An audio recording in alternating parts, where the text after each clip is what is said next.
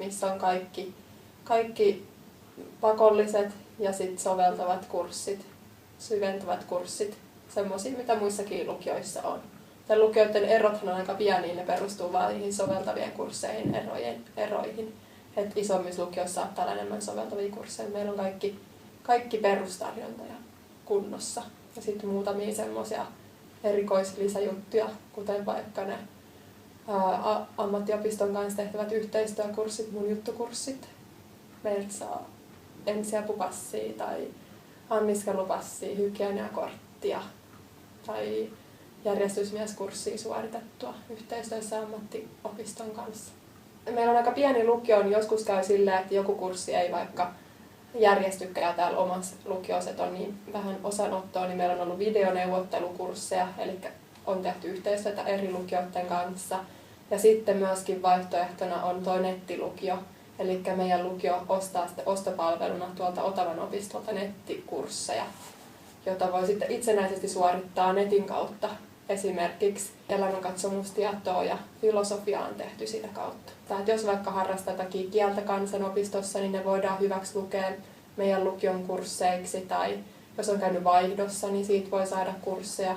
Jos tekee lukioaikana ajokortin suorittaa, niin siitäkin voi saada kurssin. Lukio on aina niin kauhean teoreettinen, niin voiko täällä mitenkään sitten mitään taito- ja taideaineita suorittaa? No voi, meillä on ihan perusliikunnat ja kuvataiteet ja sitten on nämä musiikki myöskin ja näistä kaikista voi myös suorittaa lukiodiplomin. Eli sitten jos on hakeutumassa taidealojen ammattikorkeisiin tai yliopistoihin, niin sitten niistä diplomeista voi olla hakeutuessa hyötyä. Sitten meidän koulussa voi myöskin tehdä tästä urheiluakatemiasta kursseja. Eli jos on kilpatason urheilija, eli kilpailee jossakin omassa lajissa, niin meidän koulusta voi saada sitten oman lajin treenaamisesta kursseja, lukiokursseja. Ja tapahtuu silleen, että tiistai- ja torstai-aamuisin meillä ei ole lukiotunteja, vaan silloin tehdään just näitä mun juttukursseja ammattiopiston kanssa tai sitten tehdään niitä urheiluakatemiaopintoja. Eli treenataan omaa lajia, käydään oman lajin valmennuksessa. Tai jos on vaikka hevosurheilu se oma kilpailulaji, niin sit voi olla vaikka tallilla hoitamassa niitä hevosia tiistai- ja torstai-aamusta. Ja sitten koulu järjestää myöskin kuljetukset sieltä omasta treenipaikasta koululle ja takaisin, niin ei tarvitse niitä järjestää itse niitä kyytejäkään.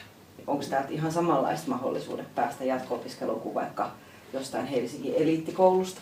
No, ne eliittikoulut pärjää mittauksissa hyvin sen takia, että niihin on korkeat sisäänpääsyrajat ja sen takia sinne hakee tosi lahjakkaita nuoria, pääsee pelkästään sisään. Meidän kouluun pääsee helpommallakin sisään ja kaikki tuetaan silleen, että meillä pääsee ylioppilaaksi, vaikka olisi vähän heikommatkin lähtöpaperit.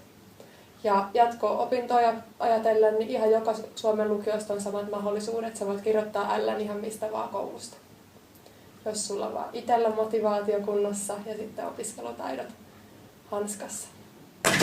Ja sitten jos varmasti tietää jo, että mitä haluaa, niin sitten kannattaa myös valita ne kurssit sen perusteella, että mitkä auttaa eniten. Et jos oikeasti haluaa insinööriksi, niin sit ota sitä matikkaa ja fysiikkaa tosi paljon, että itse en niitä ehkä edes pääse läpi. No onko niinku opiskelu haastavampaa kuin yläkoulun puolella vai pärjääkö niinku samalla tapaa? No opiskelu ei siellä ole haastavampaa, mutta enemmän töitä. Et ne aiheet ei ole kauhean paljon sellainen vaikeampia, mutta kun asia on ehkä enemmän, niin sitten pitää kotona tehdä enemmän hommia. No nyt on sellainen, noissa lukuaineissa on ollut sellainen, että on niinku samoja asioita mitä ysillä tosi paljon. Et se on niinku kertaavaa ja huomaa hyvin, että jos on opetellut ysillä hyvin, niin sit muistaa että nyt niinku tosi hyvin.